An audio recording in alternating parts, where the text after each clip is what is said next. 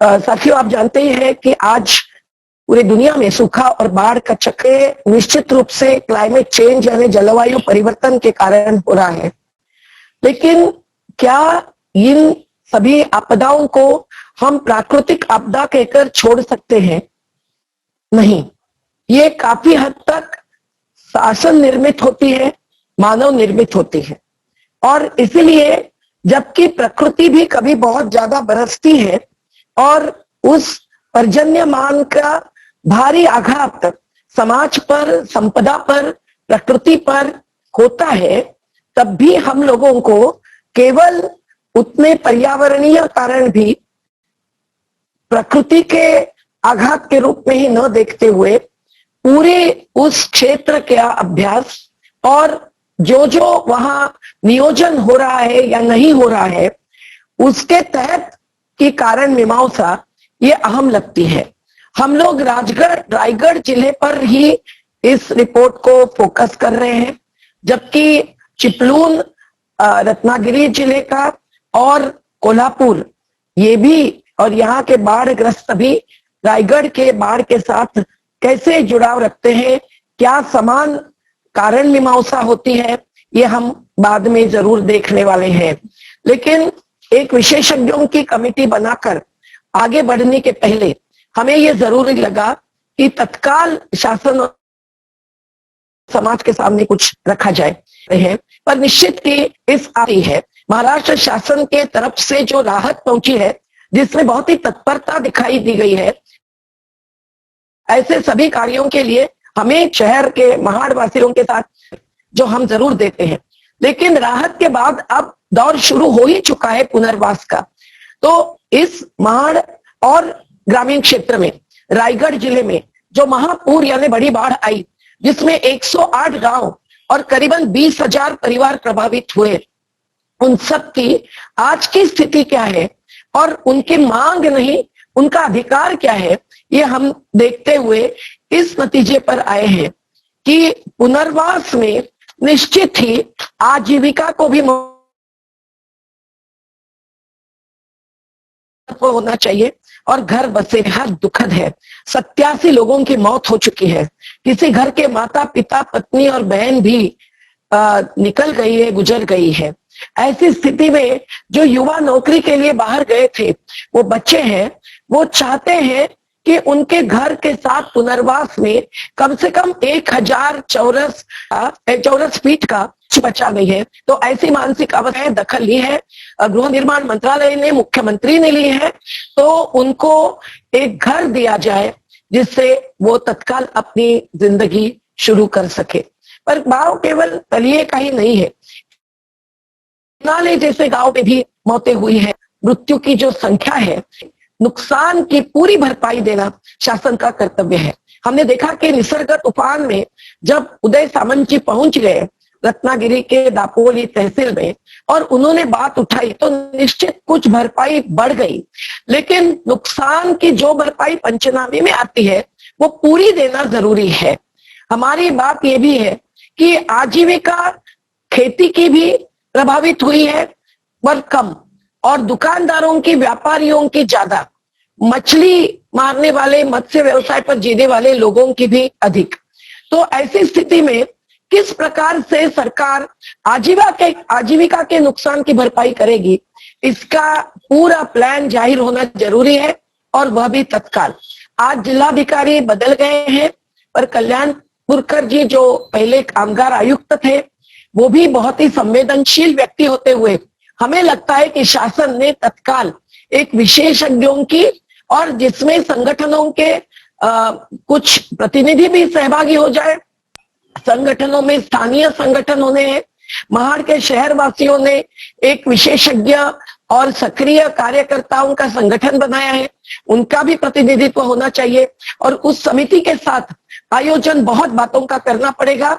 जो पहाड़ के भूस्खलन से गांव या वाड़ी बर्बाद हुई है, ऐसी कम से कम 68 से 70 बाड़ियां हैं, तो इन सबको उनकी खेती से बहुत दूर नहीं, ऐसी जगह पे पुनर्वसित करते समय भूखंड और घर के ही नहीं, उनकी आजीविका वहां कैसी चलेगी, और उनके घर के लिए केवल प्रधानमंत्री आवास योजना नहीं, एक विशेष आवास योजना के लिए अनुदान कितना मिलेगा, इसका भी जाहिर खबर देना, आदेश निकालना तत्काल बहुत जरूरी है। सरकार कुछ हद तक आगे बढ़ी चुकी है, जिसका हम स्वागत करते हैं, पर मुझे लगता है कि इस आदिवासी क्षेत्र में खास करके जबकि पेशा कानून लागू है, तो गांव की सहमति से और सहभागिता से एक प्लान बनना चाहिए, जिसमें एक प्रकार से पब्लिक पार्टनरशिप हो, नहीं बड़े बड़े बिल्डर्स को लाकर पब्लिक प्राइवेट पार्टनरशिप हो। और इस पुनर्वास में ऐसे भी समुदायों की दखल लेनी चाहिए जिनकी दखल कई बार विस्थापितों में नहीं ली जाती है।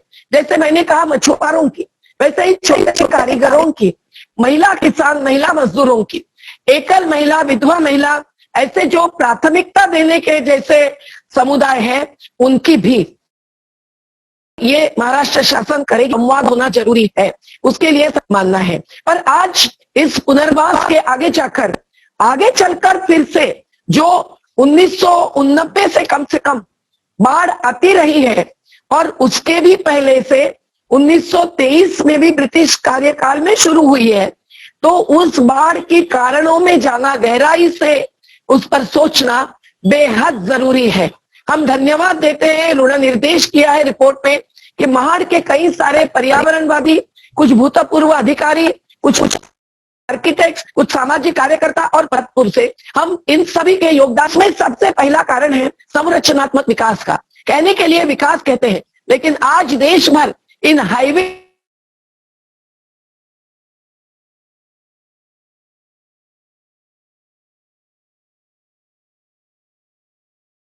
और फ्लाईओवर्स में जो हाहाकार मचाया, केरल में फ्लड आया, और उसका एक कारण कि प्राकृतिक निकास होता आया है, वर्षों से, पीढ़ियों से ओवर्स बनते हैं तो हालत वही होता गया है। और हम देख के आए हैं कि रेलवे का पुल, कोंकण रेलवे का स्वागत रायगढ़ में दासगांव और सनगांव जैसी नदी, अपनी काड़ और गांधारी जैसी उपनदियों में भी बाढ़ आने के बाद महाबलेश्वर से जो बाढ़ नीचे उतर आती है, उस बाढ़ के पानी को लेकर जो निकास करती आई है, लापन जब 2 किलोमीटर दूरी का था, चौड़ाई का था, तो वो आज 700 मीटर तक आया है, क्योंकि ये कोंकण रेलवे के पुल ने वो निकास की व्यवस्था एक प्रकार से बर्बाद की है। सभी महाड़ वासियों का ये आग्रह है कि इस पर तत्काल पुनर्विचार हो जाए, और केंद्र को साथ लेकर, लेकिन महाराष्ट्र की ही अगुवाई में और आग्रह पर, क्योंकि शायद केंद्र का रेलवे मंत्रालय जवाब देगा या नहीं देगा, पर जरूरी है इस पर पुनर्विचार हो जाए और ये निकास की व्यवस्था फिर से पुनर्स्थापित की जाए।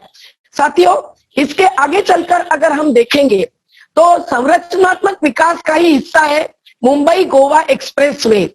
इंदापुर तक की पहली फेज के बाद जब दूसरी फेज में ये एक्सप्रेसवे का निर्माण कार्य गया, तो क्या हुआ? यही हुआ कि उसके भराव से, जो भराव भी काफी हद तक टूट गया, और कुछ साल पहले रायगढ़ जिले का ही एक पुल बर्बाद हो ही गया था, लेकिन इस बार फिर उसके कारण भी ये बाढ़ बढ़ी है। 8 मीटर ऊंचाई पर जो महाड़ शहर है, वहां 5 मीटर ऊंचाई पर है, वहां 8 मीटर तक बाढ़ का पानी जाता रहा है, लेकिन इस बार जलस्तर जब 12 मीटर बना तो पहली मंजिल भी नहीं बचा पाए अपने घर के घर मालिक। और इसीलिए ये जरूरी है कि इस पर भी पुनर्विचार किया जाए, कौन सा भराव रखने देंगे और कौन सा भराव निकाल देंगे, और उसके बदले में विकल्प क्या होगा, इसका पूरा वैज्ञानिक और तांत्रिकीय अभ्यास तत्काल जरूरी है। ये लोगों का आग्रह और हमारा भी आग्रह है। तो ये NH-66 नाम का जो नेशनल हाईवे है, उसको नेशनल हाईवे एरिया अथॉरिटी से भी समन्वय करते हुए महाराष्ट्र शासन ने तत्काल पुनर्विचार के लिए सामने लाना जरूरी है। और आगे अगर कोंकण जिले में जहां बहुत सारी संरचना बनती गई है, उसमें कोई भी कार्य करना हो, पूरे वैज्ञानिक और पर्यावरणीय दृष्टि से विचार करने के बदले बगैर उसको आगे नहीं बढ़ने दिया जाए, ये हम कह रहे हैं। पश्चिम घाट का हिस्सा है रायगढ़ जिला। आज पश्चिम घाट पर माधव गाडगिल की समिति जो केंद्र ने सालों पहले पूर्व की सरकार ने बनाई थी, उनका रिपोर्ट सबसे अच्छा बाइबल है। अगर पश्चिम घाट बचाना है तो, लेकिन उसका आधार लेकर ही पश्चिम घाट ही हो रही है। और इसका भी एक उदाहरण है रायगढ़। आज पश्चिम घाट का सह्याद्री पर्वत, जिस पे खड़े रहे पर्वत में ऐसे है कि बार बार भूस्खलन बड़ा कार्य है विनाश का, विध्वंस का। और ये भूस्खलन इसीलिए हो रहा है क्योंकि पश्चिम घाट के सह्याद्री पर्वत के माथे पर रेत खनन जो अवैध है, 2013 में नेशनल ग्रीन ट्राइब्यूनल ने बहुत सारे आदेश दिए हैं हर राज्य के मुख्य सचिव को, लेकिन मध्य प्रदेश में तो नर्मदा बर्बाद करती है अवैध रेत खनन की बात। तो महाराष्ट्र में भी, रायगढ़ जिले में भी जहां जहां नदियों पे रेत खनन चल रहा है वहां जल चक्र प्रभावित होता है और कभी बाढ़ कभी सूखा यही नदी के घाटी के लोग भुगतते हैं। इस पर तत्काल रोक लगानी चाहिए। इसके लिए कानूनी आदेश है, पर पर्यावरण मंत्रालय के आदित्य ठाकरे जैसे युवा मंत्री ने इसकी तत्काल दखल लेनी चाहिए। लार्सन एंड टुब्रो कंपनी जैसे को क्रशर का बड़ा प्रोजेक्ट देना, इसके पहले बहुत सोचना जरूरी था और आज भी जरूरी है। रायगढ़ जिले में केवल हाईवे, एक्सप्रेसवे या कोंकण रेलवे नहीं आई है, औद्योगिक क्षेत्र भी प्रस्तापित हुए हैं। नागोठने के आगे 60 किलोमीटर पर जो औद्योगिक क्षेत्र है वो पहले टेक्सटाइल मिल्स के लिए आरक्षित था। तो मुंबई के टेक्सटाइल मजदूरों का संघर्ष कौन नहीं जानता। वहां की मिल्स बंद हो गई, स्टूडियोज खड़े हो गए, पर उनके लिए रायगढ़ में जो औद्योगिक क्षेत्र आरक्षित किया था वो आखिर में केमिकल जोन में क्यों बदला, ये सवाल वहां के रायगढ़ के निवासियों का और हमारा भी है। और इस औद्योगिक क्षेत्र के कारण क्या क्या नहीं हो रहा है, उसके कारण इन नदी वो है खतरनाक जहरना। बाढ़ आते ही इसका नतीजा क्या हुआ है, पाँव में छाले पड़ गए हैं उन लोगों के, लेकिन उसके साथ साथ मछुआरों के भी कई चीजें, बर्तन भी प्रभावित हुए हैं। तो सोचिए कि जिस पानी पर पीने का पानी के लिए, सिंचाई के लिए आधारित रहते हैं निवासी और प्रकृति निर्भर समुदाय, उस पानी को अगर इस प्रकार से जहरीला किया जाता है। बिरबाड़ी नाम का एक स्थान है जहां सीधे सरल केमिकल्स फेंके जाते हैं। मध्य प्रदेश में यही हालत है, नर्मदा का भी पानी पीने लायक नहीं। इस प्रकार के रिपोर्ट्स हमारे हाथ में। तो ऐसी स्थिति में जरूरी है कि औद्योगिक क्षेत्र से जीरो डिस्चार्ज का पोल्यूशन कंट्रोल बोर्ड का देखना और निगरानी करने का जो कर्तव्य है वो पूर्ण रूप से पालन किया जाए, नहीं तो बाढ़ के दौरान ही ये जहर और फैल जाएगा घर घर में और सीने सीने में। तो ये बहुत जरूरी है। पर जो घाट की कमजोरी और संवेदनशीलता एक प्रकार से बढ़ गई है, वो इतनी गंभीर हीट ही नहीं बढ़ रही है, केवल परिसर आ रहे हैं देश ही नहीं दुनिया में। तब जरूरी है कि पहाड़ पर क्रशिंग हो या जंगल का काटना हो, जिसमें कुछ स्थानीय माफिया लगे रहते हैं और स्थानीय लोगों को साथ लेकर बिना वणवा, ज्याला अपन मराठीत वणवों को, ये भी गांव गांव में हो रहा है, इसको भी रोकना जरूरी है।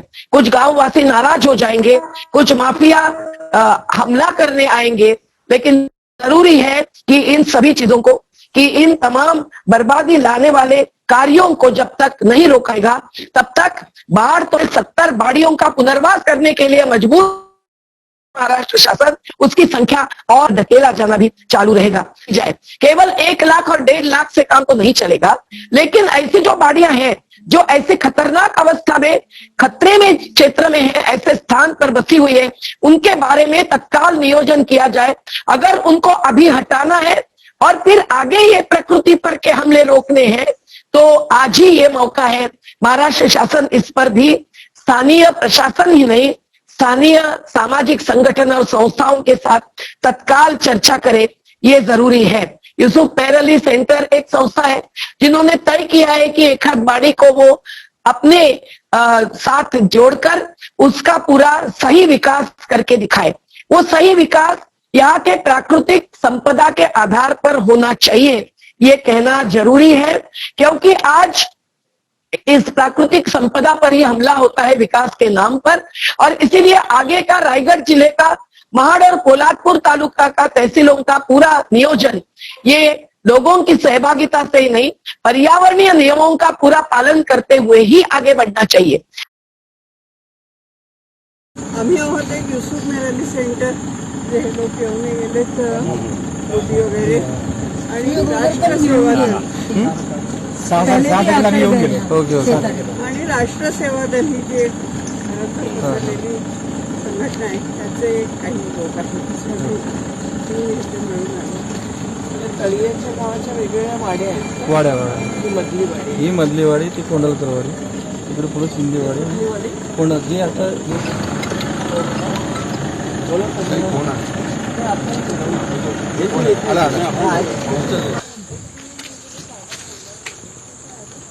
तर पाणी येण्याची सवय मध्ये माणसं म्हणजे जीवित हानी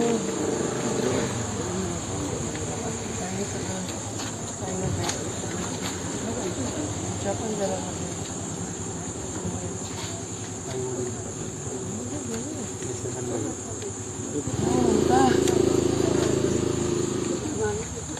नंतर आला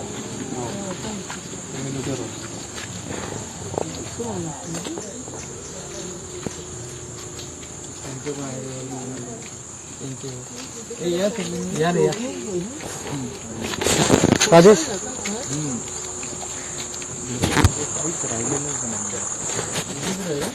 तुझं खाली गेलं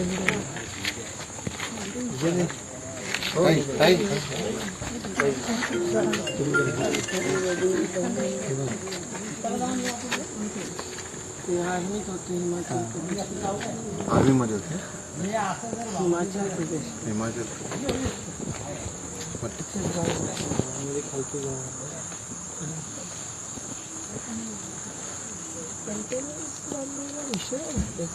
हो पाऊस होता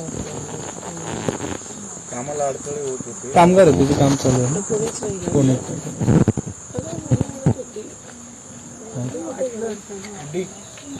ते लोक आधी आले होते. हा, 7 किलो आले. काही कंटेनर्स मध्ये लोक राहतात पण दोन नाही नाही नाही तिथे त्या दिवशी आणले होते आम्ही जेव्हा त्या दिवशी उतरत होते नाही, ते पोचले 6 तारखेला ते एलोराला नेलं. आणि आता ते सही करतात आम्ही. पीसीसी करून मग त्या गणपती गेल्याशिवाय बरोबर म्हणजे सगळ्यांना कुठेतरी हाय हाय वाईट आहे नाहीतर मग टेम्पररी हा, नाही आता हाय सध्याला आहे म्हणून तर ते मग चांगलं काम करण्याचे कारण काही काय तर जाणार हो वाचलेले लोक आहेत ते आता जरा येतात पुन्हा कारण की नाही हेच तेवढेच वाचलेल्यांची संख्या कमी आहे. काही म्हणजे आमचं म्हणजे जे सर्वस्व होतं ना ते हितच होतं. आम्ही जॉब निमित्त बाहेरगावी वगैरे आम्ही राहत होतो. पण मूळ कुठला दुःखाचा कार्यक्रम असेल कुठला सुखाचा कार्यक्रम तर आम्ही येत होतो. आता म्हणजे टोटली सर्व म्हणजे प्रत्येकाच्या घरातले आई वडील बहीण भाऊ सगळे इथेच होते सगळे इथंच असतात. शेती होती. हा शेती पण होती. आणि असंही जरा झालं का की तरुण मंडळी सगळी बाहेर रोजगारासाठी तरुण इकडेच होते. गावामध्ये पण 15-20 जण 15-20 जण आपली गावातलीच होती. तरुण पोरं होती. तिकडे लॉकडाऊन मुंबईला लॉकडाऊन झालं गाव तिकडे भरून गावाला आले आपल्या घरी झालं म्हणजे रुटीन बसली होती पण हेच झालं. म्हणजे गावात तिथेच राहत नव्हतं. मी पुण्याला होतो. आणि 2 दिवस कंटिन्यू पाऊस होता ना त्यामुळे लोक घरी जास्त आलेले होते आणि कोविडमुळे पण आलेले आहेत ना ते पण आलेले होते. 40 किलोमीटर मी चालत आलो. पाणी भरतं कुठंच रस्ता नव्हता. फुल पाऊस.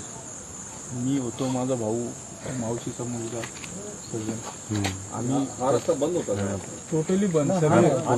हा वरती घाट वगैरे कोसळला होता ना पुण्यावरून यायला चान्सेस नाही. बेकार एकदम सिच्युएशन एकदम बेकार झालं. भूकंप कसा होतो तसं झालं एकदम. यांनी प्रत्यक्षात बघितलंय. जागेवरती उडालं जोरात सुरुंग लावतं कसं तसं उडालं जोरात आणि एकदम जोरात आदळलं ते खाली. काय एवढं माती चिखल बिकल वरती उडालं. जे काय स्पीडला खालती उतरलं असेल ते परत वरती उडा. नाही जागेवरती उडालं वरती तिथे आणि तिथून उडून ते डायरेक्ट गावावरती ते गेले. दरडी नाही कोसळले ना दरड कोसळली. सगळे घरावरती दरड दरड झाली. टोटली मोठे मोठे दगडी आलेले. म्हणजे हे पुरामुळे नाही हे दरडीमुळे दरडी मुले ते आपण म्हणतो ना की एखादी भेग गेली असेल त्याच्यात पाणी मुरून ज्वाला होतो. सेम प्रकार. स्फोट झाले स्फोट झाला. पाणी घेऊन नंतर पाण्याला जागा नाही त्यामुळे नाही पण शासन सांगतं की काही गावांना आम्ही अलर्ट केलं होतं वगैरे ह्या गावाला खूप लांब होतं. तुम्ही मी कोणाच्या ध्यानीमध्ये येणार नाही हो. आम्ही तोच विचार करत होतो की सध्या डोंगर कापलेला असेल वेडावाकडा किंवा आधी काहीतरी हे असेल तसं काही नाही ना. नाही काहीच नाही. आपलं गावात त्याच्यामध्ये डोंगरापासून पण खूप अंतर होतं ना आपल्या गावाला. पण नाही की असं तरी सुद्धा त्या कोसळल्या त्या अशा एका सेकंदामध्ये सर्व लाटेसारखे चालू एका सेकंद समुद्रात लाट कशी मारते तशी लाट मारली. ती घरं आणि माती हे सगळे मिक्स नाही घरं खाली होती. पाणी सुद्धा भरून आलं त्याच्यात पाणी आणि पाऊस पण पहिला फोर्थ गेला त्याच्या पाण्याचा गेला सर्व. 500 ते 1000 किलोमीटर 1000 मीटर पर्यंत अंतरावर सापडल्या. असं म्हणजे जवळ नाही सापडल्या त्या सगळ्या रोलिंग गेल्या त्या. हा फोटो बघा, गाव किती लांब आहे आणि डोंगर किती लांब. तसं गावाच्या कुशीत पण नव्हतं म्हणजे डोंगराच्या कुशीत नाही नव्हतं कशी माळी कसं होतं डोंगराच्या खाली होतं. तसं हे नाहीये, खूप लांब होतो. वरती शेती होती पूर्ण त्या टोटली. दिवशी किती पाऊस होता इथे भरपूर किती पण 300-400 जास्त त्याच्यापेक्षा जास्त. आपल्याकडे इथे मोठी झाली जवळजवळ 350 मिलीमीटरची पाऊस. 350 मिलीमीटर. पण एक भाग असा आहे की महाड तालुका हा किती जवळजवळ तासात पडला तो? नाही 6 तासाच्या दरम्यानच सगळं झालंय. 6 तास. दुपारी साधारणपणे 2:30 ला जी पावसाची सुरुवात झाली. महाबळेश्वरमध्ये पाऊस होता. पाऊस खूपच झाला होता. जिथं होत नाही विषय कसा आहे की आपल्याकडे तहसील कार्यालयामध्ये पर्जन्य इथे मापक असतं. 350 त्यामुळे नाही की बाहेर उड्या पाऊस पडतो. असं. आणि पुढच्या त्यावेळेस महाडला पाऊस कमी होता. सर्व तर त्याची मोजणी जी आहे ती पर्जन्य मापक कमी सर्व दिसते. शेती होती आणि हा भाग आलेला आहे. घरं या बाजूला होती. घरं खाली होती. ते करूनच नाही आलं. घराच्या इथून काढलेला आहे. मला जरा या नंबर एक नंबर हे करून पाठव. मी असं म्हणत होते त्या डोंगरांमध्ये कुठे खाडी वगैरे चालू होते का? नाही काही नाही. काही पूर्ण नैसर्गिक आपत्ती असं. काहीच इकडे हे नाही. सुख शेती होती. हा भाग आलाय.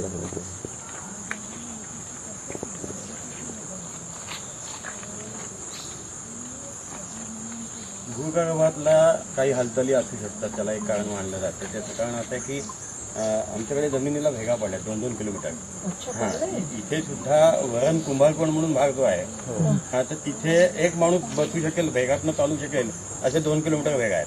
इथं पण सेम पोझिशन. लांब असं इथून पण आता एक माणूस जाऊ शकेल चालत आतमध्ये.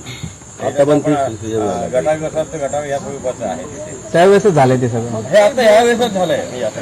ते भूकंपप्रवण क्षेत्र म्हणून जाहीर आहे. नाही ना हे सगळं जे आहे ना हे 2005 पासून कधीही मोठी आपत्ती येणार असेल ना तर पहिली जमिनीला भेगा पडतात. आंबेनळी घाट आंबेनळी घाट नाही सातारा महाबळेश्वर सातारा महाबळेश्वर. तर तिथे मोठ्या प्रमाणात लँडस्लायडिंग झालं आणि ते कायम होत राहिलं दरवर्षी. पण हे जे आहे ना हे 2 दिवसातच झालंय. मी इथे भेगा पाडल्या आणि लगेच 2 दिवसामध्ये इथं मोठ्या प्रमाणात लँडस्लायडिंग झालंय. हे पहिल्यांदा झालं. हा हे तुम्हाला कधीच वाटलं नसेल. नाही इथे होऊ शकेल असं गृहीतच धरलं होतं आम्ही. क्षेत्र आता वाढत चाललेलं आहे प्रत्येक ठिकाणी.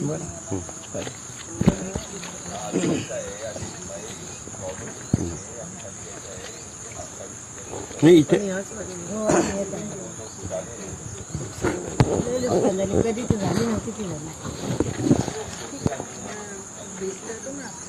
आमची पोरं बालं खेळायची रांगायची तर आता आम्ही कधी जिंदगीत आम्हाला माहितीच नाही अशी कौतुक. ते हे कौतुक बघायला.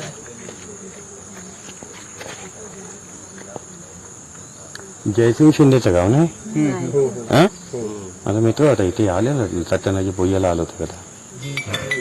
काकांचं माझे मामा नाव काय हा, काय म्हणतात ते सांग. उपसरपंच हो काय खूप सपोर्ट करतात आम्हाला हर एक गोष्टीला. हर एक जिथून हे सिच्युएशन घडलंय ना सिच्युएशन घडले तेव्हा आमच्या मागे आणि पोलीस पाटील टोटली कंटिन्यू सर्व आमच्या मागे होते. आता तुम्हाला काही बँक अकाउंटमध्ये पैसे टाकले टाकलेले किती? 5-5 लाख रुपये आलेले. राज्य सरकारचे पडले. केंद्र सरकारचे नाही आले अकाउंटवर प्रत्येकाला. हो हो. अच्छा. शासकीय काम फास्ट झालं एकदम फास्ट म्हणजे आता तर महाराष्ट्रात कधी एवढं झालं नाही एवढं फास्ट आपल्या गावात झालं. म्हणजे सपोर्ट आम्हाला जो भेटला ना तो चांगला भेटला. पेपरवर अजून काय बाकी ठेवलंच नाही फक्त आता राहिले पंचनामे झाले. सगळे कॅम्पस लागले होते. दुसऱ्या दिवसांनी सगळे इंटरव्ह्यू इथे होते. इथल्या प्रांत मॅडम ज्या आहेत ना की त्यांनी चांगल्या पद्धतीने इथं कॅम्पस लावले सगळे. प्रतिमा पुदलवाड म्हणून आहे तिथं प्रांत मॅडम आहे तिथे प्रतिमा पुदलवाड. तर त्यांनी इथे सगळ्या महसूल डिपार्टमेंटला इथे बसून सगळी कागदपत्र तयार केली पहिली. असं म्हणजे कोणत्याही प्रकारचे डॉक्युमेंटेशनला प्रॉब्लेम येता कामा नाही असं. आणि 5 लाख रुपये कधी पडले? हे साधारणपणे 15 दिवसाच्या आत पडले. 28 तारखेला बोलले. 22ला घाला बरोबर. 28ला बोलले. काही जण हॉस्पिटलला ऍडमिट असताना त्यांना 15,000 रुपये मिळाले होते जखमींना पण. अकाउंट कुणाचे नाहीत कोणाचे नाही तरी सुद्धा आपण 6-7व्या दिवशी सगळ्यांचे 8व्या दिवसाच्या आतच सगळ्यांचे टोटली क्लिअर. नव्हत्या अकाउंट तरी कॅम्प लावून त्यांचं अकाउंट खोलून सर्व फास्ट प्रोसिजर झालं. आता काय जाहीर केलं? 1.5 लाख होतं म्हणजे 2 गुंठ्यामध्ये घर होतं माझं. आता मला जर 300 आणि 400 स्क्वेअर फूटचं घर दिलं असतं तर मी फॅमिली मॅनेज कशी करणार. आमचा फक्त एवढाच विरोध होता की जे घरं आम्हाला भेटली ते आमच्या फॅमिली बेसवर भेटली पाहिजेत. की उद्या जर आम्ही आलो तर आमच्या 2 फॅमिली हे झाल्या पाहिजेत. ह्या हिशोबाने आम्ही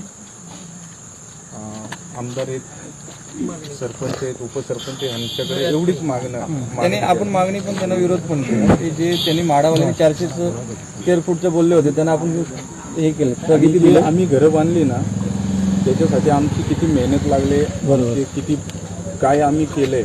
लहानापासून मोठं आम्हाला आईबापांनी केलंय. म्हणजे रानपाळं म्हणजे म्हणतात ना रानभाज्या वगैरे खाऊन आम्हाला मोठं केलंय. आता आम्ही शिकलो वगैरे आणि पुण्यामध्ये जाऊन आम्ही कुठंतरी नोकरी धंदे करून घरं वगैरे उभी केली होती आम्ही. आश्रयानीची पूर्ण पुंजी त्याच्यामध्ये घालतो. हा 450 स्क्वेअर फीट अलाउड केलं का? 450 पण नाही 400 म्हणतात 350 400 म्हणतात. भाडाच्या याने ते करतायत. सामाजिक संस्थांनी दिलेला निधी असं एकत्रित जर ह्यांना घर बांधून दिलं ना तर फार मोठ्या प्रमाणात घर उभं राहू शकतं. पण म्हाडाचं जर स्ट्रक्चर आहे तर त्याच्यामध्ये ह्यांचा अजिबात त्यांचं सर्वाईव्ह होऊ शकत नाही ती माणसं. 400 स्क्वेअर फूट मध्ये 1 BHK दिलं तर दिलेला अनेक गोळा केलाय. सामाजिक स्तरावर पैसा गोळा केलेला आहे यांच्यासाठीच गोळा केलाय. म्हणजे असं नाही की दुसरं टायटल आहे. यांना निवारा तयार करून देण्यासाठी अशा याच्यावर सामाजिक स्तरावर गोळा झालाय आपला बरोबर ना. पण तो निधी आणि शासनाचा निधी असा एकत्र करून जर चांगल्या पद्धतीने यांची घरं पूर्वीसारखी चांगल्या स्थितीतली असू शकतील. आमची एकच अशी आहे. आव्हान आले होते ते काय म्हणले? इथे आले होते? नाही इथे नाही झालं. आमची एकच अशी आहे. नगर विकास मंत्री आले होते मुख्यमंत्री पण आहे. मुख्यमंत्री म्हणून कशी असतात पण एकनाथ शिंदे आले. तिथे करायला आता तिथं कंटेनरचं काम चालू आहे. त्यांनी काही 2-3 वेळा येईल. त्यांनी भरपूर मदत केली आम्हाला. ऍक्च्युअल मध्ये त्यांनी आता आणखीन काय गावं धोकादायक दाखवली सगळी. आता आम्ही आमचा प्रस्ताव एकच आहे की जी धोकादायक गावं पण आहेत आमच्या संख्ये झालं तर त्यांच्या संख्ये होऊ नये. याच्यासाठी आम्ही एकच निर्णय घेतलाय की सरसकट सगळे अख्खे पुनर्वसनचा विचार केला. हा पूर्ण गाव. आता आमच्यापेक्षा धोका ह्या गावाला आहे, उपसरपंचांच्या गावाला आहे. असं आम्ही सांगितलं की काय असेल ते एक साथ सगळीकडे हटवा म्हणून. आज टोटल 350 घर आहेत सगळ्यांचं. हा हो एकत्र. नाही पण हे तर झालं घराचं शेतीचं काय शेती तर तुमची इथेच असेल ना? हा शेती तिथनं जाऊन येऊन होऊ शकतो. शेतीमध्ये काही जीविताचा धोका नसतो. नाही नाही नाही शेतीमध्ये काही फार दूर लांब जाऊन चालणार नाही. जवळच. आता संभाजीराजे आले होते. ते बोलले की मी तुम्हाला पाचडला जागा देतो. म्हटलं त्यांना साहेबांना म्हटलो की साहेब तुम्ही पाचडला देऊन आम्ही एवढ्या लांबून शेती करायला येऊ शकत नाही. त्यामुळं आम्ही त्यांना एकच सांगितलं की आम्हाला आमच्या ठिकाणी दिले ना झालं. कंटेनर पडलीत ना जागेची सगळी तयारी झाली. जागेची मोजणी मांडायचं आहे की लातूरला जेव्हा भूकंप झाला आणि तेव्हाही तुम्ही आता जो मुद्दा मांडला की आमची घरं प्रत्यक्षातली आणि आता जी येत आहेत असं काहीतरी होतं. आम्हाला आता खूप कंट्रोल 91 साली झालेला का तर 93 तर काहीतरी प्रिन्सिपल त्यांनी वापरलं असेल. किती शेती किती जागा काय त्याचा कोणाला काही कल्पना आहे का? किंवा तुम्ही काय सांगू शकता त्या बाबतीत? पण चौकशी करूया लगेच आत्ताच्या आत्ता उत्तराचं नाही. पण ह्या ज्या डिमांड्स आहेत ह्या अन्य ठिकाणी जेव्हा असे प्रसंग आले आणि शासनाने काहीतरी पुनर्वसनासाठी घराला बांधून दिली, तिथे काय ज्यांनी तत्व वापरलेलं आहे? माणसांच्या संख्येवर ठेवलंय का मूळ घराच्या ह्याच्यावर ठेवलंय का आणखी काही तिसरं स्टँडर्ड जसं बांधतात म्हाडाची घरं तसं काही केलंय? ते त्यांनी प्रस्ताव आपला पूर्णपणे सेफ्टी हा लॉजिक ठेवलं नाही काय. म्हणजे इथे आमच्याकडे कोंडिवतेमध्ये 2005ला फ्लड खाली आलं होतं, लँडस्लायडिंग पण झालं होतं. तिथे ह्यावेळेस 7 फूट पाणी होतं त्या घरामध्ये. मग तुम्ही पुढच्या फ्युचरमध्ये साधारणपणे 10 ते 15 किंवा 25 वर्ष तरी ते घर सुरक्षित राहील असे काहीतरी तुम्ही जागा शोधली पाहिजे. पर्याय पाहिजे. हा, पण तसं न शोधता त्यांनी ते नवीन त्यांची पुनर्वसन वसाहत सुद्धा 7 फूट पाण्याखाली होती. म्हणजे शासन कोंडिवते गावामध्ये. हा, म्हणजे साधारणपणे पुनर्वसन करताना ते सुरक्षित आहे की नाही हे पण बघितलं पाहिजे आपल्याला. 2005 ते आगीतून खूप पडत झालं. हा, मग काय होतं की दर 15 वर्षांनी नव्याने संसार उभा करता येत नाही हो यांना, आणि मग ते नुकसान फार मोठं असतं. महाडमध्ये सुद्धा आपण एक प्रकारची नाही केलंय आपण, केलं झालं, फायनल झालं.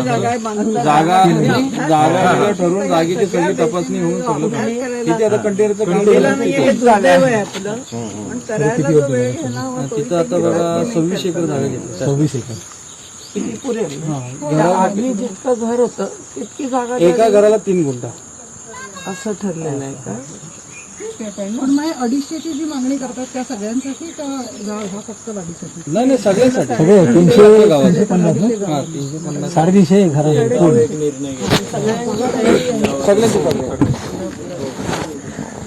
सगळ्यांची. ही जागा किती किलोमीटर आहे? इथून जवळ 1-1.25 किलोमीटर. तिथे नाही व्हायचं. नाही ते सपाटी कुठल्या भागात आहे? शेतही इथून खाली आहे टोटल. म्हणजे तसं तुम्हाला अंतर फार वाढणार नाही जवळ ती जागा जी निवडली ना आम्ही ग्रामस्थांनी ते ह्याच्या जी आता जागा घेतली आहे ती शासनाचीच आहे का? तपासणी करून मगच त्या गोष्टी करणार आहे आपण. नाही तुम्हाला नेटवरती हुशार तुम्ही असाल तर हर्ष गुप्ता कमिटी होती 2000 मध्ये बनली. कच्छ हर्ष गुप्ता कमिटी गुगलमध्ये याला आपण बघू. त्यांनी संपूर्ण देशाचं मॅपिंग केलेलं आहे सिझमिक रिस्कचं. त्याच वेळेला नर्मदेचं पण आलं. आज आत्ता कालचीच खबर आहे की धरण गळतंय तेव्हा असुरक्षित झालं 140 मीटर. ते अमृतराज म्हणजे भूकंपाचे स्पॉट होते ते बळवानीला तो राहिला पुण्याचा हां त्यांनी काय पण ही या कमिटीनेच केलेलं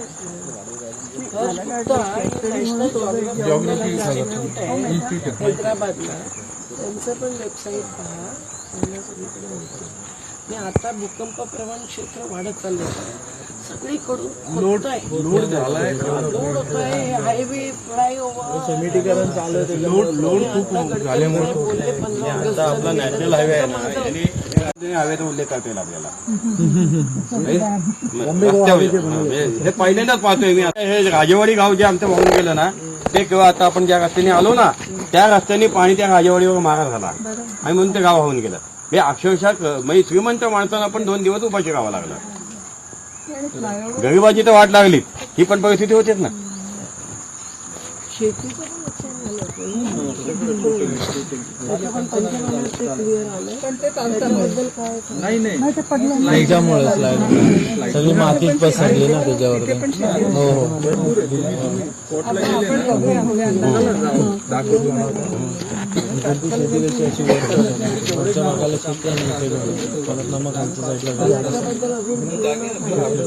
नाही घरांबद्दल अजून नाही, कारण की तो माडावाल्याने फक्त प्रस्ताव तो दिलेला आहे आणि तो आपल्याकडे पाठवला. आपल्याला ते मान्यता नाही, आपण त्याला स्थगिती दिली. त्यामुळे अजून त्याच्यावरती चेंजेस होणार आहे. अजून ते फायनली नाही, फक्त आढावा आहे त्यांचा. बरोबर.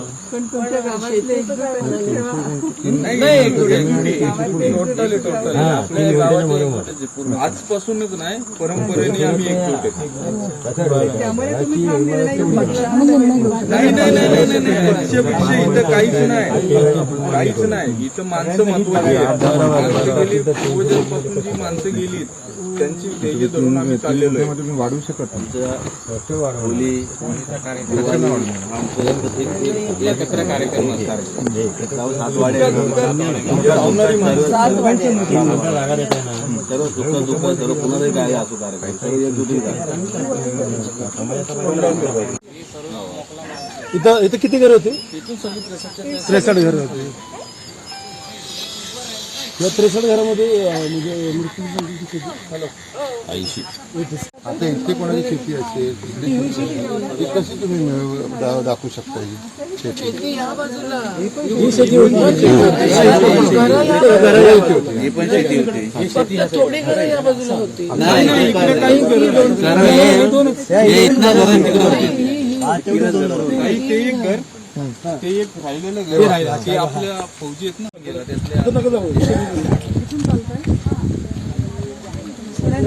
एकत्र आले आणि त्यांच्यावर दरड आवाज आला असेल ना त्यामुळे सगळे निघायच्या टायमात निघायच्या तयारीत काढायला पण तिथे पण त्यांना मिळालं. आणि याच्यावरती ना एक मंदिर आहे तिथे आमची दत्त जयंतीला मोठा उत्सव आहे. म्हणजे टेकरी दिसते ना इथना वरती जायचं आम्ही डेली म्हणजे पूजा करण्यासाठी दर्शन करायचे आणि कामधंद्याला चालू. संबंध दणकट कबड्डीची टीम गेली.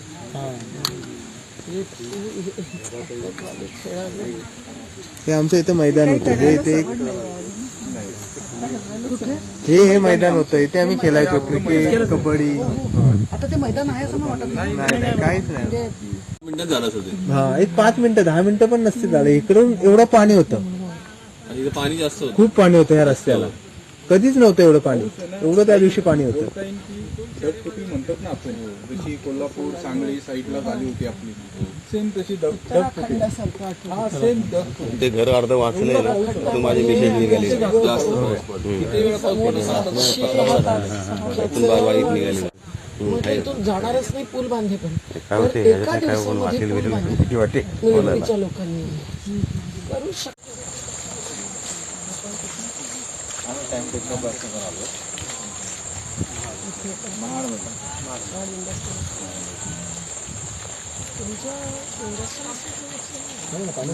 पाणी भरलं पूर्ण इंडियाचे पाणी मेधा जी नमस्कार. आप दवाई देख रहे हो जगह कोई में याद करे उत्तराखंड 25 साल मध्य प्रदेश में खूप जगह दिया आपने. हो घेतो लगेच.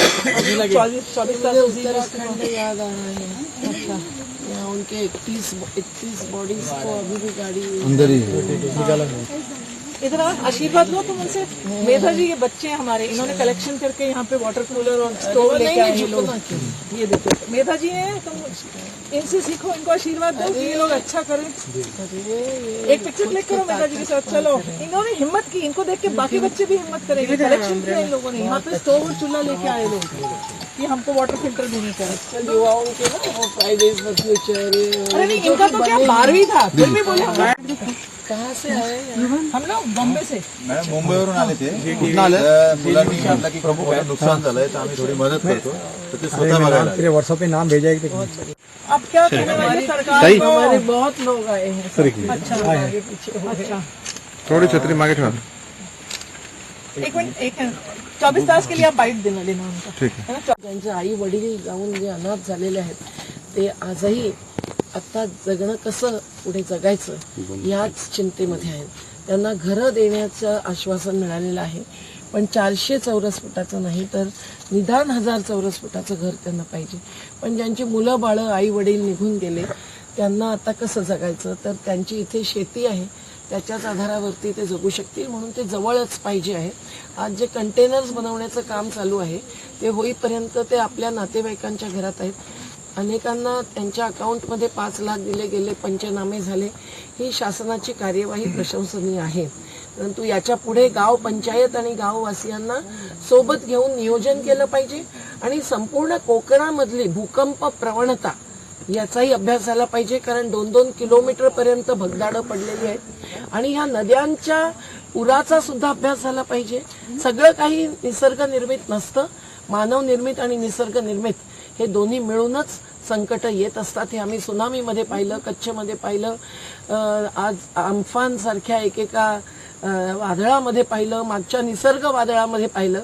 त्यामुळे इथल्या प्रत्येक वर्गातल्या छोटे कारीगर असतील, शेतकरी असतील, व्यापारी असतील, या सगळ्यांचं वेगवेगळ्या प्रकारे पुनर्वसन कसं होईल आणि आजीविकेची साधनं त्यांना पुढच्या आयुष्यासाठी कशी सुरक्षित ठेवून मिळू शकतील हेच आता पाहायचं आहे. आणि पुढे असे पूर वारंवार येत आहेत. 2005 नंतर एवढा मोठा पूर आला. महाबळेश्वर आणि महाडपट्टा हे धरून जर 1000 मिलीमीटर पाऊस पडला असेल तर तो जास्त आहे, कमी तासामध्ये पडलेला आहे. पण आता जलवायू परिवर्तनामुळे हे सगळीकडेच देशभर वारंवार होत आहे. 10 वर्षात निदान 5 मोठी वादळं आलेली आहेत. तेव्हा या सगळ्यांचा एकत्रित विचार होऊन विकासाची दिशा काय असावी, हायवेज फ्लायओव्हर्स बनवताना अलाइनमेंट्स कशा असाव्या आणि नसाव्या, भराव कुठे घालावा नाही घालावा, किती निचरा निघेल इतका पाण्याचा वाटा ठेवल्या जाव्यात, या सगळ्याचा विचार झाला पाहिजे हेच आमचं म्हणणं आहे. नाही, त्यांचे सीएमचे निर्णय खूप आमच्यासाठी तर खूप म्हणजे खूप चांगले. आमच्याहीसाठी हे सरकार आल्यावर निदान चर्चा चालू झाली, संवादच नव्हता आता जरा दीर्घकालीन विचार व्हायला पाहिजे या पूर्ण कोकण पट्ट्याचा. हा आम्ही आता जास्त कोणाकडे करायचं म्हणतो. अनेक समित्या आता बनल्या आहेत वेगवेगळ्या संघटनांच्या, आमच्याशी पण अनेक जण जोडलेले आहेत. तुमचा नंबर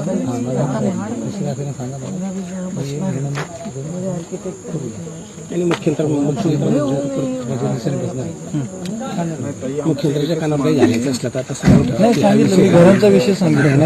अजून काय असेल ना काही लेखी असलं तर घरी कॉपी ताईकडे देऊन ठेवा. ताई विषय घालतो ते पण प्रचंड बिझी असतात.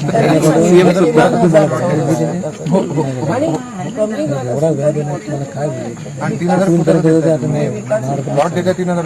प्रदेश झाला काय हरकत नाही. 3000चा प्लॉट देऊन 300 स्क्वेअर फुटाचं घर देणं ते योग्य नाही वाटत आम्हाला. आमची 2-2000 स्क्वेअर फुटाची कष्टाची म्हणजे मेहनतीचा पैसा लावून आताच घर बांधलं 3 महिनेच झाले. बँकेतनं कर्ज काढल्यानं असं झालं. आता पत्राशेड केली आहे, शेड केला होता पत्र्याचा आणि भक्कम केला होता जरा. पण ही सगळी तुमची पक्की घरं होती. हो मातीचे होते, त्यांचे होते, मोठमोठे भिंती होते. मी फक्त पक्का केला होता. पत्रे बित्रे असे होते. किती वर्ष झाली? 25-30 वर्ष झाले इथं. 40 वर्ष. काहींची पक्की होते, काहींचे असे नगरपालिका महानगरपालिका ज्याच्याकडे ऐकत आपण काढून अण्णा सावंतनी जागा दाखवलेली. अण्णा सावंतनी जागा दाखवली. याच्या आधी जे नगराध्यक्ष होते ना, चौकात होता पहिला.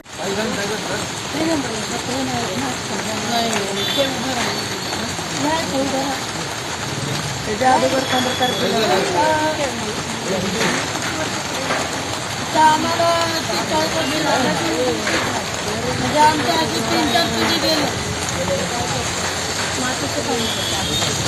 दगड बांधकाम, मातीचं काम,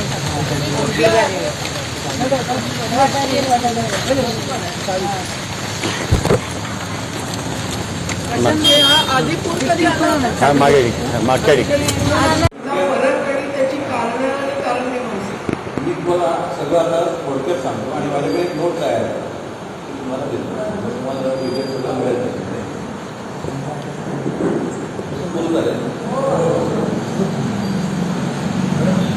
1923 पासून साधारण 2021 आपल्याकडे 100 वर्षांचा पुराचा इतिहास 1923चा पहिला. नंतर महाडमध्ये एक मजली घरं,